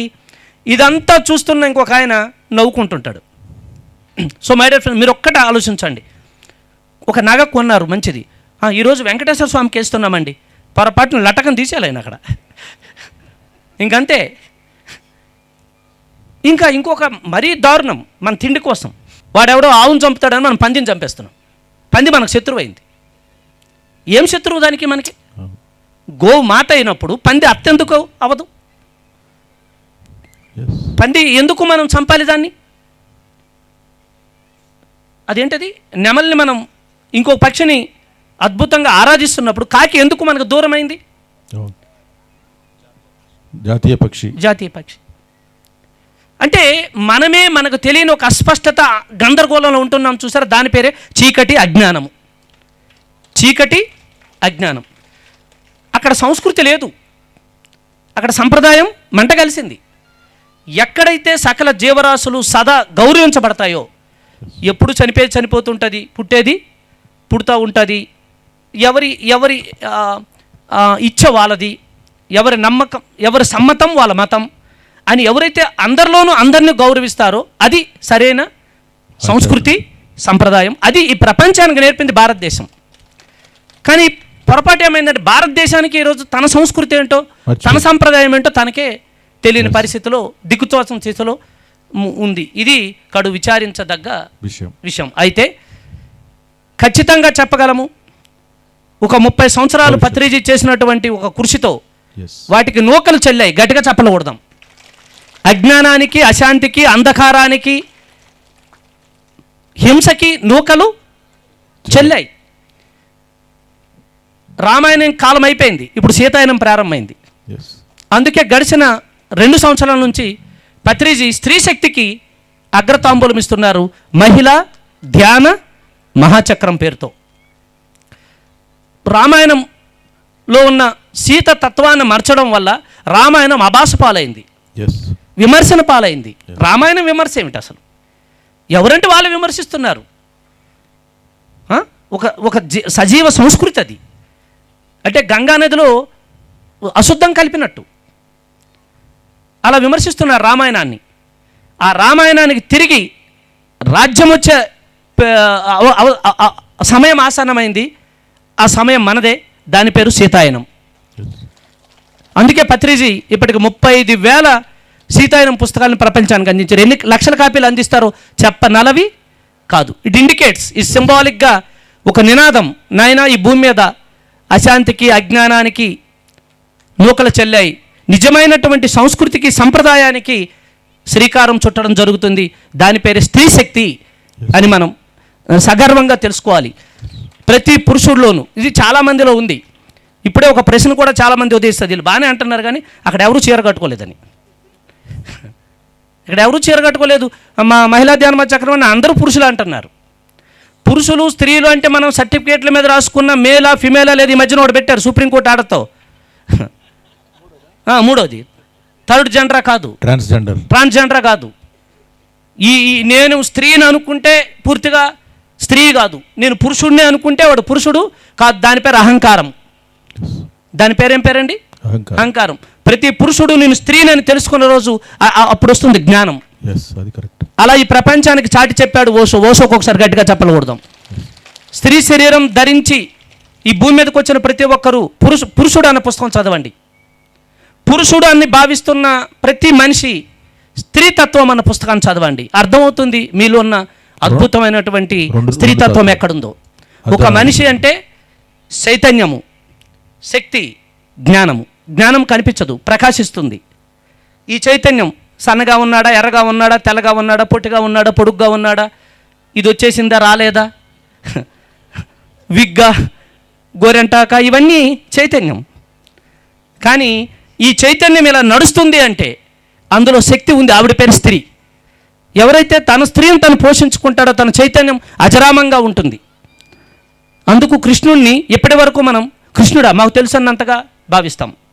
బుద్ధుడిని బుద్ధుడా అంటే కృష్ణుడు అంటే పురుషుడు కాదు, కృష్ణుడిలో స్త్రీ శక్తి అంత సమానంగా ఉంది. అందుకు ఆయన జ్ఞానం అంత అద్భుతంగా ఉంది.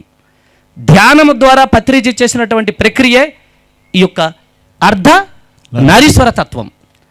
సీతాయనానికి రాజమార్గం ఈరోజు పడిందంటే మరి పత్రిజీ చేసినటువంటి కృషితో నాస్తి దుర్భిక్షం కదా. ఈ 30 సంవత్సరాలు వారు తీర్చిదిద్దినటువంటి ఆ ప్రయత్నం, ఆ పంట నిజంగా పండింది. ఇది సంక్రాంతి ఈ భూమాతకి. కృషితో నాస్తి దుర్భిక్షం అంటే ఒక చిన్న సరదాగా, కృషితో నా ఆస్తి దుర్భిక్షం, అంతే కదా. అప్పుడప్పుడు అంతే అనుభవమే కదా.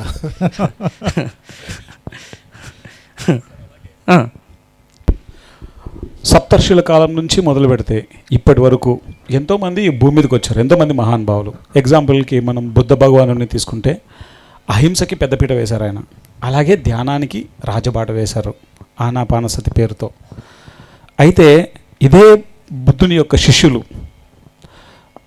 అమరావతిలో చేసినటువంటి వారి యొక్క యజ్ఞమే చూస్తే, కాలచక్రం, ఆ కాలచక్రమే చూస్తే, ఆ కాలచక్రంలో ఎంత హింసనో చెప్పనలవి కాదు. అసలు మన భారతదేశం అంటేనే ఋషి సాంప్రదాయం, ధ్యానం, జ్ఞానం ఎంతో అద్భుతమైంది. అది కాలక్రమంలో బుద్ధుని యొక్క శిష్యులే ఈ విధంగా తయారవడానికి కారణం ఏంటి? యా, చిన్న కరెక్షన్. గౌతమ్ ప్రశ్నలో శిష్యులు కాదు, బుద్ధుడు పేరు పెట్టుకొని చెప్తున్న వాళ్ళు. రాముడు శిష్యులు కాదు మనం, అదే. కృష్ణుడు శిష్యులు మనం కాదు. బుద్ధుడి కాలంలోనే హీనయానం, మహాయానం అని 2 యానాలు తయారయ్యాయి. అంటే బుద్ధుడు గతించిన తర్వాత బౌద్ధ మతం అనేది డివైడ్ చేయబడింది. ఒకటేమో అహింస మార్గం పూర్తిగా మనం అనుకుందాం, ఇంకొకటి హింసతో కూడిన మార్గం. అంటే వాళ్ళు ధ్యానం చేస్తారు, అన్ని చేస్తారు, ప్లస్ మాంసాహారం కూడా తింటారు. ఆ కల్ట్కి చెందిన వాళ్ళే మొన్న అమరావతిలో last 7-8 years back, 10 years back చేసిందంతా వాళ్ళు. దళాలేమా పేరు చెప్పి అక్కడ నేను కూడా వెళ్ళాను ఫస్ట్ టైం కాలచక్రం చూద్దామని. ఎప్పుడైతే అమరావతి ప్రాంగణంలోకి నేను అంటే వస్తున్నానో ఎంత అంటే నేను అలసిపోయాను, డస్సిపోయాను. అంటే ఎనర్జీస్ షట్ డౌన్ అయిపోయాయి నాకు. 1 డే 1.5 డే ఉన్నాము అక్కడంతా. ఆ కాలచక్రంది అన్ని హోమాలు ఏవో జరుగుతున్నాయి. ఎంత అంటే అసలు డస్సిపోయాను. వెళ్ళి తర్వాత ఇంకా చాలా కొంచెంసేపు ఏదో ధ్యానం చేసాం, దూరంగా దళిలమని చూద్దాం అనుకున్నాం, దూరం నుంచి చూసాం. ఆ తర్వాత వెళ్ళిపోతే అక్కడ కొంచెం మళ్ళీ ఆ ప్రాంగణం దాటి ఒక ఫర్లాంగ్ దూరం అలా వెళ్ళంగానే మళ్ళీ ఫుల్ ఎనర్జీస్ లాగా. ఎంత నెగటివిటీ అంటే అక్కడ అమరావతిలో ఈ 21 డేస్ ఎన్నో చేశారు వాళ్ళు. అన్నీ అంటే కుక్కలు, బర్రెలు అన్నీ మాయమైపోయాయి, అన్నీ చంపుకు తినేశారు వాళ్ళు ఘోరాతి ఘోరంగా. అక్కడ వెళ్తే అంతా ఒక చెమట వాసన. వాళ్ళ వార్డ్రోబ్స్ అదే రోబ్స్ ఉంటాయి కదా ఎర్రవి, వాళ్ళ దగ్గరికి వెళ్ళి పలకరిస్తే ఫుల్ అంటే అది వాసన. అంటే మీకు ఏది మన పెద్దపులి సింహాల దగ్గర మనం జూలో వెళ్తే ఎలా అయితే వాసన వస్తుందో అటువంటి వాసన, ఎంత నెగటివిటీ. సో వీళ్ళందరూ కూడా హీనయానం దానికి సంబంధించిన కల్ట్. అది గౌతమ బుద్ధుడికి సంబంధించింది కాదు.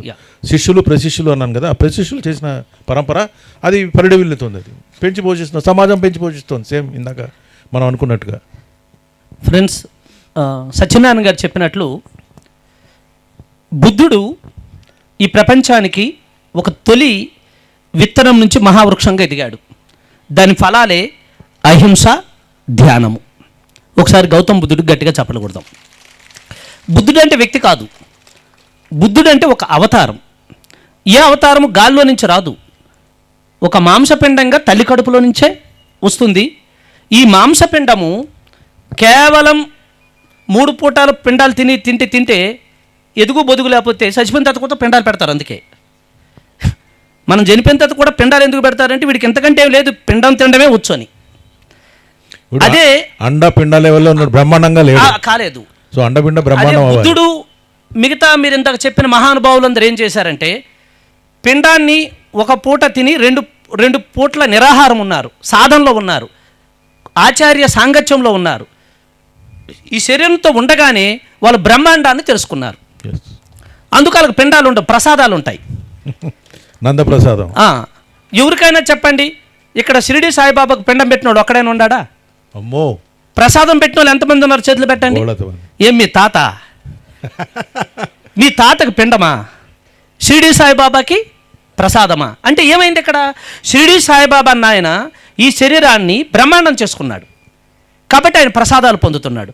మన బాబాలు ఉన్నారు, మన బావలు ఉన్నారు, మన తాతలు ఉన్నారు, ఎవడు చేర్చుకోవాలి, పిండాలు తింటున్నారు. సో మై డియర్ ఫ్రెండ్స్, ఇక్కడ గుర్తుంచుకోండి, అది చాలా అద్భుతమైన విషయం. ఇక రెండవది, బుద్ధుడు వెళ్ళిపోయిన తర్వాత కూడా మనం అనుకున్న ఒక గౌతమ బుద్ధుడు కాదు, సుమారు 6 తరాలలో 11 మంది బుద్ధుళ్ళు వచ్చారు. వాళ్ళందరికీ ఒకసారి గట్టిగా చప్పలు కొడదాం. మైత్రేయ బుద్ధుడు, అలా ఆ బుద్ధులందరూ ఈ బుద్ధిని భారతదేశం గడ్డ నుంచి ఈ సంస్కృతిని, ఈ సంప్రదాయాన్ని ప్రపంచానికి అందించారు. దట్ ఈజ్ భారతదేశం. ఒకసారి గట్టిగా చప్పలు కొడదాం. కానీ అది నిలబడలే.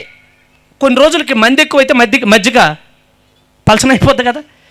వీళ్ళు ఏం చేశారు? అందరూ దూరిపోయే దాంట్లో బుద్ధిజం అన్నది బుద్ధి లేని నిజంగా మార్చేశారు. కరెక్ట్. బుద్ధిజాన్ని బుద్ధితో ఉండాల్సిన వాళ్ళు బుద్ధి లేని వాళ్ళగా ఒక కల్ట్ తయారయ్యి ఏమి లేదు బుద్ధుడు ఫోటో పెట్టుకుంటే సరిపోద్దులే అని చెప్పి వీళ్ళు మాంసాహారం తినడం ప్రారంభించారు. వీళ్ళ పేరు హీనయానం. వీళ్ళ పేరు హీనయానం. మరికొంతమంది అయ్యారు, అమ్మో పుట్టినది మొదలు చచ్చిపోయిన దాకా మానేయాలంటే కష్టం కానీ సార్, ఒక్క శనివారం తినం, ఒక్క కార్తీక మాసం తినం, ఒక్క ధనుర్మాసం తినం అన్నోళ్ళు ఎవరైనా ఉంటారేమో, మీకు తెలిసి ఉంటుంది కొంతమంది. తిన్నా తలకు పోసుకోవచ్చు, తిన్నా తలకు పోసుకొని కాలు కడుక్కుంటే సరిపోతుంది. ఇలా ఒక జాతి తయారవుతుంది మధ్యలో. వాళ్ళ పేరు సదుపాయ శాస్త్రకారులు. వీళ్ళ పేరు మహాయానం. వీళ్ళ పేరు అక్కడే కాదు, ఇక్కడ జరిగింది, అది ఇక్కడ ఉంది. 40 రోజులు అయ్యప్ప అంటారు, 41వ రోజు తెయ్యప్ప అయిపోతాడు. అయ్యప్ప ఉంటాడు. ఈ 40 రోజుల తర్వాత 39 రోజు నుంచి చూస్తుంటాడు ఒక కోడిని. ఎంత బాగుందో.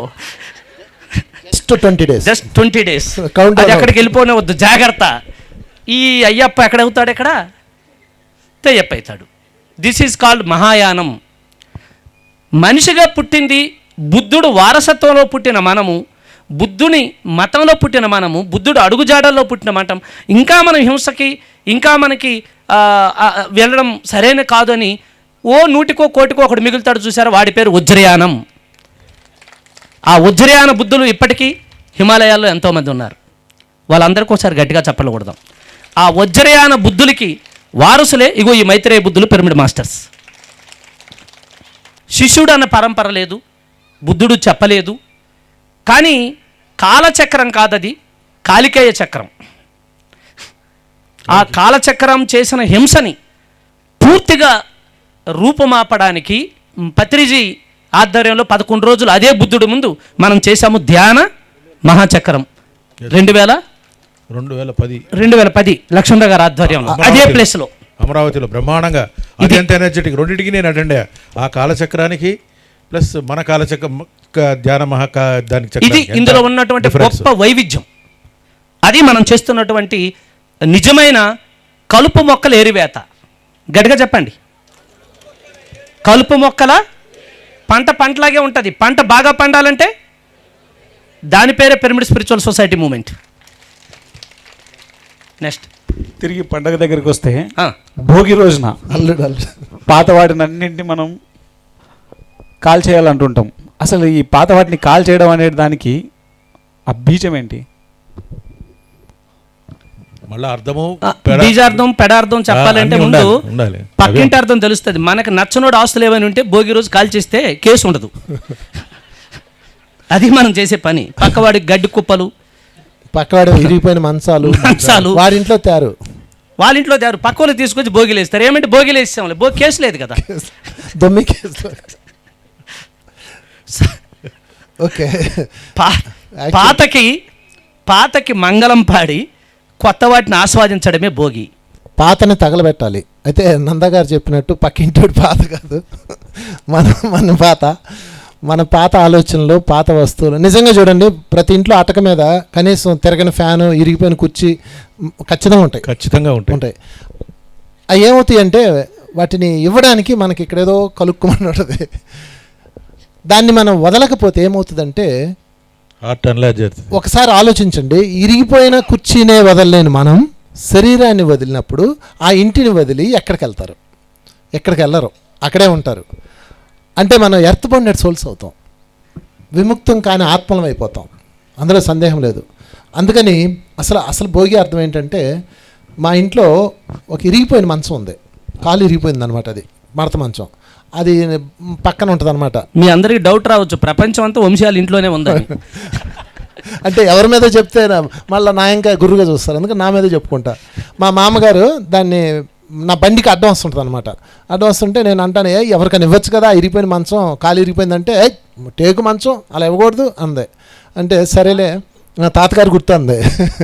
సరే, మొత్తం మీద భోగి వచ్చింది. భోగి వస్తే నేనేం చేశాను, మా ఏరియాలో భోగి పంట వేస్తుంటే నేను వాళ్ళకి చెప్పాను, ఒరే మా ఇంట్లో నేను బండి పెడతాను కదా, అక్కడ ఇరిగిపోయిన మంచం ఉంటుంది, టేకుది, మీకు తెల్లార్లు కాలుది తెచ్చుకోండి అని చెప్పా. అనగానే వాడు వెళ్ళి గోడ దూకి వెళ్ళి వచ్చాడు. అన్న లేదన్నా అన్నాడు, పేడా పోయింది, ఆవిడ వేసేసి ఉంటాడులే అనుకున్నా. కరెక్ట్గా 4 రోజుల తర్వాత మళ్ళా ప్రత్యక్షమైంది.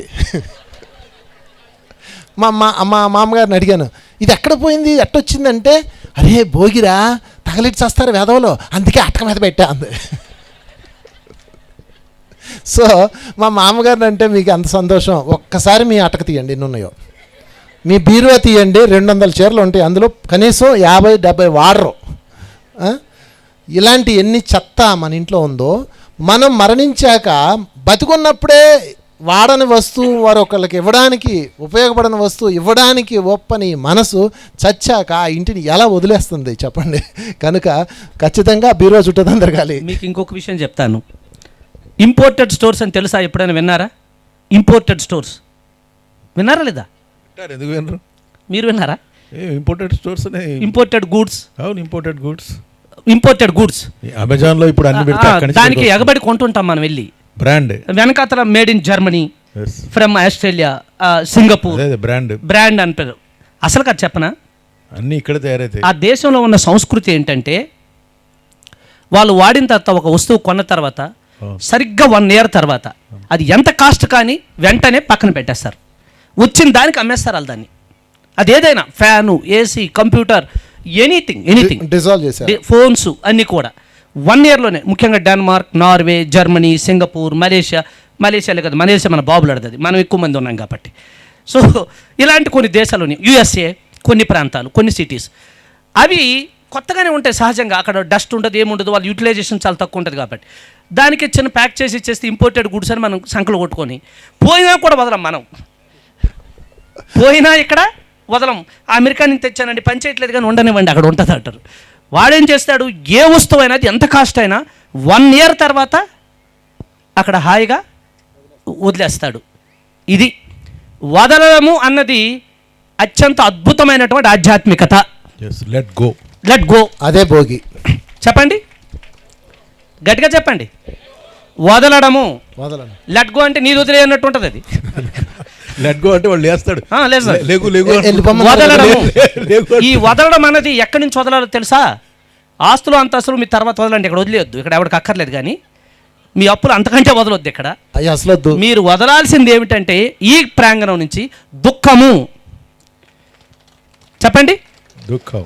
ఇప్పటి వరకు మీ వయసు ఎంత ఉంది, మీకు ఎవరి వల్ల అయినా దుఃఖం రావచ్చు. చివరికి సంక్రాంతి అత్త వల్ల కూడా మీకు దుఃఖం రావచ్చు. కానీ ఆ దుఃఖాన్ని ఇక్కడే మీరు వదిలేసి వెళ్ళిపోయింది. అది అసలు సిసలైనటువంటి భోగి. దుఃఖం నుంచి వదలాలి. మనకు అక్కర్లేని వాటిని వదలాలి, అవసరమైనప్పుడు అవసరమైన వాటిని వదలాలి. ఈ వదలడము అన్నది మనం నేర్చుకుంటే ఇది అసలు సిసలైనటువంటి ఆధ్యాత్మికత. ఇది గొప్ప సంస్కృతి, సాంప్రదాయం. ఇది అందరికీ తెలుసు. పక్కవాడికి చెప్తారు, ఏం పట్టుకెళ్ళిపోతావని. పక్కడు ఏమైనా పట్టుకెళ్ళిపోతాడేమైనా భయంతో. వీడికి తెలుసు ఆ విషయం, కానీ వీడు వదలడు. సో వదలడం అన్నది ఎవరికి తెలీదు. మీ అందరికీ, మనందరికీ పత్రి గారు మనకు తెలియకుండా వెన్నతో నేర్పిన విద్య ఏంటంటే వదలడము. ఏం వదలడం చిట్ట చివరికంటే ప్రాణమైనా సరే సరదాగా వదిలేయడమే. హతోవా స్వర్గం ప్రాప్తిరస్తు.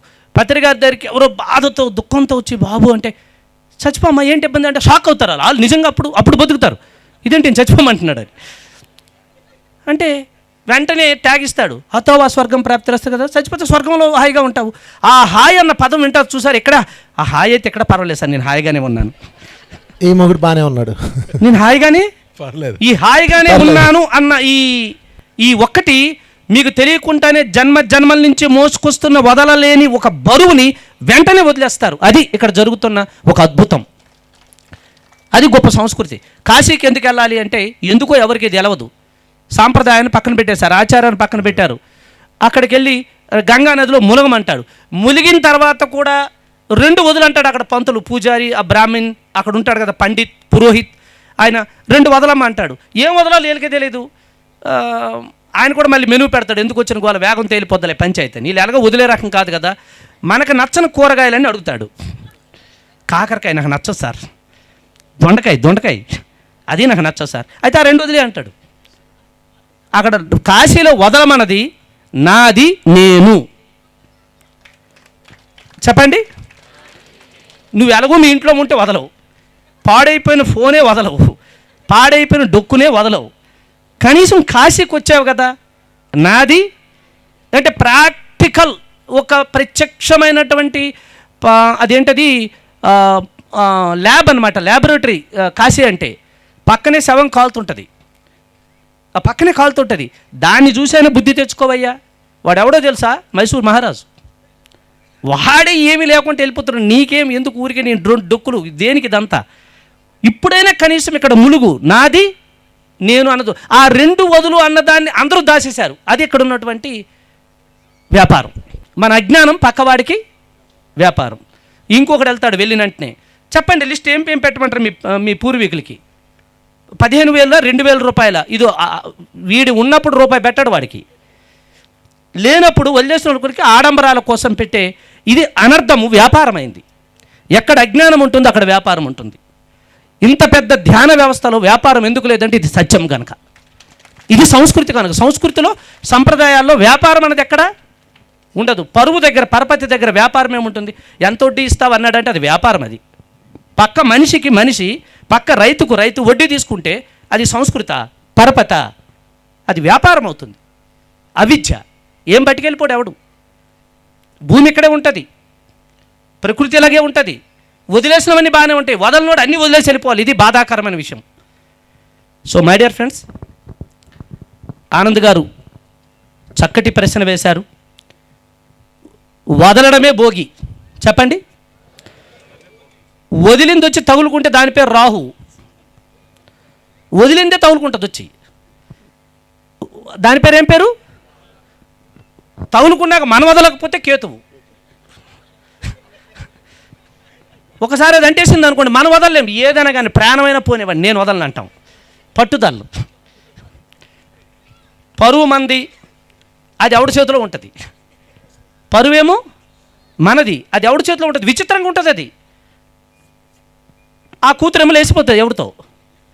పరువు పోయింది అంటాడు. పోయింది పరువు కాదు, ఆవిడికి నచ్చిన అబ్బాయితో ఆ అమ్మాయి వెళ్ళి పెళ్లి చేసుకుంది. నీ పరువు పోవడం ఏంటి ఇక్కడ? చూసారా, ఒక విధి విచిత్రం అనమాట. నువ్వు విధిని ఎంతగా వక్రీకరిస్తే విధి నీతో అంతగా ఆడుకుంటుంది. ఎవరిని వదలదు, ఎవడి సరదా వాడికి తీసేస్తుంది. దాని పేరే కరోనా. దాని పేరే కరోనా. నిన్న మీకు గొప్ప విచిత్రమైన విషయం చెప్తాను. నేను 2 పాల ప్యాకెట్లు కొన్నా. 48 రూపాయలు 49 రూపాయలు అయినాయి. 50 రూపాయలు ఇచ్చాను. ఆ రూపాయి కోసం అన్ని వెతుకుతుండే ఆయన. నాకేమో సమయం అయిపోతుంది, సర్లే బాబు రూపాయి వద్దులే అంటుంటే, ఉండు బాబు ఈ కరోనా నాకొద్దు, ఈ కరోనా నాకొద్దు అంటే నిజంగా ఆడు ఆ క్షణానికి ఆయన ఒక సంబల యోగి. అంత అవేర్నెస్తో ఉండాలి. అది రూపాయే కదా, చిల్లర లేదు కదా, చెప్పేస్తే వెళ్ళిపోతున్నాడు కదా అని వదలలేదు ఆయన. నిల్చోబెట్టి పక్క వాళ్ళని అడిగి తీసుకొచ్చిన ఆ రూపాయి నాకు ఇచ్చాడు. అది వదలడం అంటే, అది వదలడం అంటే. So my dear friends, what is spirituality, what is enlightenment? వదలడం వదలడం వదలడం వదలడం వదలడం వదలడం వదలడం వదలడం, చివరిగా ప్రాణమైనా సరే చప్పట్లు కొట్టి వదిలేస్తున్నాను అని చెప్పి వదలడం. అది అసలు భోగి. తర్వాత ఎలాగో జరుగుద్ది భోగి. సంక్రాంతి గురించి చెప్పారు మరి, అట్లాగే మరి సరదాగా దసరా గురించి, బతుకమ్మ దాని గురించి అర్థము, గూఢార్థము, పరమార్థము, పెడార్థము, విపరీతార్థము చెప్పవలసిందిగా ప్రార్థిస్తున్నా. వరుస అడగండి. అక్కడ విపరీతార్థం, ఇక్కడ పెడార్థం, ఇక్కడ అర్థం చెప్తాను. ఓకే, ఆనంద్ గారు ఏం చెప్తాడండి దసరా గురించి? అల్లుడు గారు అయితే అలాంటివి చెప్తారు, మీరు అలాంటివి అడిగితే అలాగా. సంక్రాంతి గురించి మనం కూలంకషంగా మొత్తం అంతా 100% చర్చించుకున్నాం. సో ఇంక్లూడింగ్ రేపు రాబోయే కర్మతో సహా. సో అలాగే మరి దసరా పండుగ కూడా, అది విజయదశమి, అక్కడ కూడా ఓ కనుమ అనే ఇది ఉంది. మరి అంటే అన్నిటికీ యాడ్ చేస్తాం. సో నిజంగా బ్రతుకమ్మ పండుగ అంటే మరి ఎవరిని బతికించడానికి? పువ్వులను అయితే చంపుతున్నాం బతుకమ్మ పేరు చెప్పి. నిజంగా మన పూర్వీకులు గొప్ప యోగులు, వారందరికీ సందర్భంగా ఈ సాంప్రదాయాన్ని, ఆచారాన్ని మనకు అందించిన వారికి ఒకసారి గట్టిగా చెప్పలకూడదాం. మనలోని ఆ తెలివి ఎప్పుడూ తగ్గకుండా, ఎప్పటికప్పుడు ఆ కాలమాన పరిస్థితులకు అనుగుణంగా ఆ జాతిని, ఆ జనాన్ని జాగృతం చేయడానికి ఈ పండగలు, ఆచారాలు మనకి చక్కగా ప్రవేశపెట్టారు. ఈ ఆంధ్ర పరిసర ప్రాంతాల్లో సంక్రాంతి ఎంత గొప్ప విశిష్టమైనదో, మరి తెలంగాణ అటువంటి ఆ ప్రాంతాల్లో, మహారాష్ట్రలో some part of Maharashtra, Vidarbha ఆ ప్రాంతాల్లో దసరా అన్నది అలాగే దేశంలో ఎంతో ప్రాంతాల్లో దసరా అన్నది, నవరాత్రులు అన్నది ఎంతో విశిష్టమైనటువంటి పండుగ. అందులో ముఖ్యంగా బతుకమ్మ.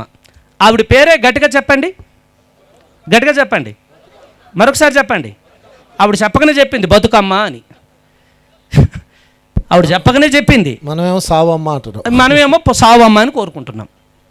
అర్థానికి అనర్థానికి ఇంత వ్యత్యాసం ఉంటుంది, ఆచారానికి అంతరార్థానికి ఇంత లోతైన వివరణ ఉంటుంది.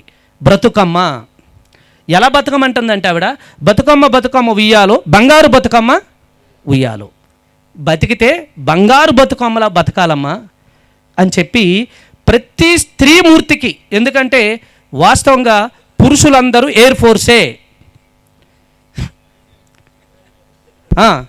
అంటే గాలికి తిరిగేవాళ్ళు, గాలికి తిరిగేటోళ్ళు, మనల్ని ఊరికే కాదు. టక్కులు, టైలు, పురుషులంతా. కోట్లు, బ్యాగులు, షూలు ఇవంతా తనకు తాను ఏదో చేసేస్తున్నట్టు చేసుకున్నటువంటి సూటు బూటు.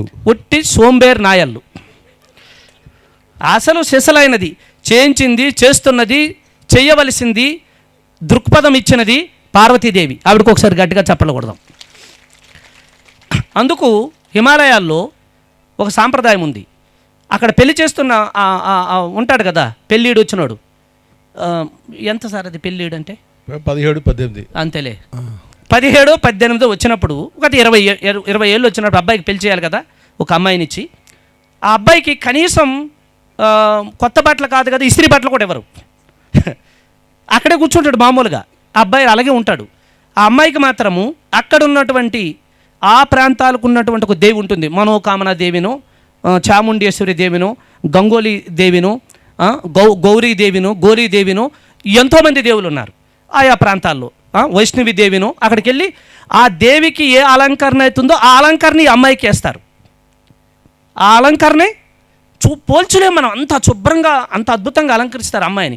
ఈ అమ్మాయి ఎవరంటే పెళ్లి కూతురు. ఈ అబ్బాయి ఎలా ఉంటాడంటే కోచి, మామూలుగా ఒక పాత బట్టలతో ఉంటాడు. ఇదేం సాంప్రదాయం అంటే కనీసం వాడికి మరీ ఇంత తొక్కేస్తున్నారు ఇక్కడ. పోనీ ఎంత పోనీ వయసు ఎక్కువైపోతే మాత్రం బట్టలు కూడా ఎవరా ఏంటి ఇదంతా అంటే, ఇప్పుడు ఇవ్వమండి, ఏమిటి ఇదంతా అని అడిగితే, ఇప్పుడు ఇవ్వమండి, 1 సంవత్సరం అంతా దీనికి కొత్త బట్టలు ఇస్తాము. ఎప్పుడు ఇస్తారు? కొత్త బట్టలు ఇస్తాము. కొన్ని సంవత్సరాలకు కావలసినటువంటి శక్తిని, సమృద్ధిని, సంపదని కూడా ఇస్తాము. అంటే అప్పుడు సోంబేరి, ఊరికి శివుడు ఈడు. ఈయనకి పార్వతీదేవితో వివాహం జరిగిన తర్వాత ఈయన శక్తి పెరిగి ఈయన యుక్తి పెరుగుతుంది. అప్పుడు ఈయన పనికొచ్చిన ప్రయోజకుడు అవుతాడు, పనికొచ్చిన ప్రయోజకుడు అవుతాడు. అందుకు అప్పుడు మేము ఆయన సాంప్రదాయం ఇస్తాం. ఇప్పుడేముంది, ఒక 1000 గొట్టాల్లో 1000 ఎయిర్ ఫోర్సులు, ఈడు ఒక ఎయిర్ ఫోర్స్. అమ్మాయి ఊరికేక రాలేదు ఇక్కడికి. ఏ తల్లిగా ఏ స్త్రీ కూడా తల్లి కడుపులోకి వస్తున్నప్పుడు ఒక స్త్రీకి పురుషుడికి ఉన్న చిన్న భేదం, నేను ఊరికే ఈ భూమి మీదకి వెళ్ళాలనుకుంటున్నాను, భారతదేశానికి ఇంకా దగ్గరైతే గోవాకు దగ్గర ఉన్న ప్రాంతానికి, హైదరాబాద్ ఉండాలి, గోవా వెళ్ళాలి, ఇలాంటి ప్రాంతానికి వెళ్తాను. నేను వెళ్తున్నది హాయిగా జీవించి, హాయిగా ఆనందంగా జీవించి వచ్చేయడానికి, అంతే పురుషుడు ప్రణాళిక. కానీ స్త్రీగా ఏ స్త్రీ అయితే, ఏ స్త్రీమూర్తి అయితే శరీరం తీసుకుంటుందో అక్కడ ఒక నిమిషం ఆగి ఆవిడ ఒక ప్రమాణ పత్రం మీద సంతకం పెట్టి వస్తుంది. నేను వెళ్తున్నది వీళ్ళ గాలి తిరుగుడికి మాత్రం కాదు. ఈ భూమి మీద ఉన్నటువంటి హింస, దుఃఖము, అజ్ఞానము, అశాంతి, అంధకారము తరిమి తరిమి తరిమి తరిమి కొట్టి రావడానికి నేను వెళ్తున్నాను అని చెప్పి వస్తుంది ఇక్కడికి. ఏ స్త్రీ అయినా స్త్రీగా వచ్చి, అందుకు స్త్రీని ఇక్కడ భారతమాతగా, స్త్రీమాతగా, స్త్రీకి అగ్రతాంబూలం ఇవ్వడానికి కారణం అది. బాధ్యతతో జన్మను తీసుకున్న ఒకానొక శరీరము స్త్రీ. బాధ్యత లేకుండా హాయిగా సోంబేరి అంతే, కరెక్ట్ పదం అదేలే సోంబేరే.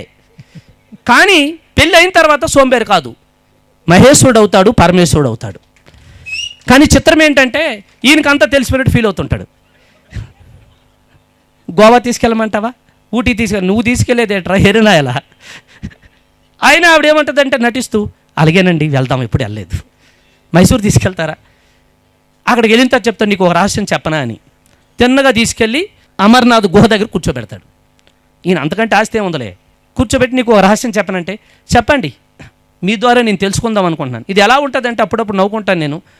పత్రిక గారు వచ్చి ఊరందరిని ఇంకేమిటి విషయాలని అడిగినట్టు, ఆయనకి తెలియనట్టు మనకు తెలిసినట్టు. వీళ్ళు ఏం చేస్తారు, తెలిసినవి తెలియనివి పోగేటి చెప్పేస్తూ ఉంటారు. ఆయన ఏమో నవ్వుకుంటుంటాడు, ఎందుకంటే ఇవన్నీ నాకు తెలుసురా నాయన. కానీ బయటపడ్డు. పార్వతీదేవి బయటపడదు, శక్తి కదా.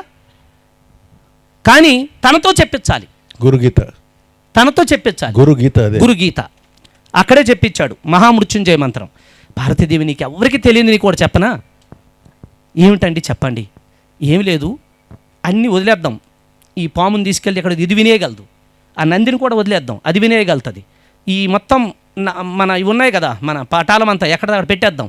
నిన్ను ఇక్కడ కూర్చొని నీకు ఒక్కటి నేను వేరేగా చెప్పాలనుకుంటున్నానని ఆతృత పడిపోతుంటాడు. ఏమిటో చెప్పండి, మీకోసం మాట వినాలని చూస్తున్నా అంటే, ఏమీ లేదు, మనకి సావు లేదు అని చెప్తాడు. ఆవిడ నవ్వుకుంటుంది, పిచ్చలోడా, నీకు కాదు నాకు ముందే తెలుసు, నీకంటే నాకు ముందే తెలుసు అని. ఆ తర్వాత ఆవిడ వైష్ణవిదేవిగా వస్తుందో అది వేరే కదా. ఒకసారి గట్టిగా చప్పలు కొడదాం. అంటే ఈ భూమి మీదకి ఒక స్త్రీగా శరీరం ధరించి వచ్చిన ఎవరైనా ఈక్వల్ టు పార్వతీదేవిలే. బాధ్యత ఉన్నవారు చెప్పండి, మరొకసారి చెప్పండి. భయం లేనివారు, దుఃఖం లేనివారు, ఏడుపు లేనివారు, అవమానం లేనివారు, వాళ్ళ పేరేం పేరు? స్త్రీలు. కానీ అవన్నీ ఉంటే స్త్రీ రూపంలో ఉన్న పురుషులు. భయము, అదేంటది, ఏడుపు, గందరగోళము, అసూయ, ఇవన్నీ మనలో ఉన్నాయనుకోండి ఒక స్త్రీలో, ఖచ్చితంగా స్త్రీ రూపంలో ఉన్న పురుషులు. అనసూయలు కాదు, అసూయలు. అదెవడో చూడండి, ఒక సామెత ఉంది, ఆవిడ చెప్తుంది, ఏమండి మనోడి మధ్యన ఉత్తముడు అయిపోయాడండి. అది అలాగే చెప్తున్నావు.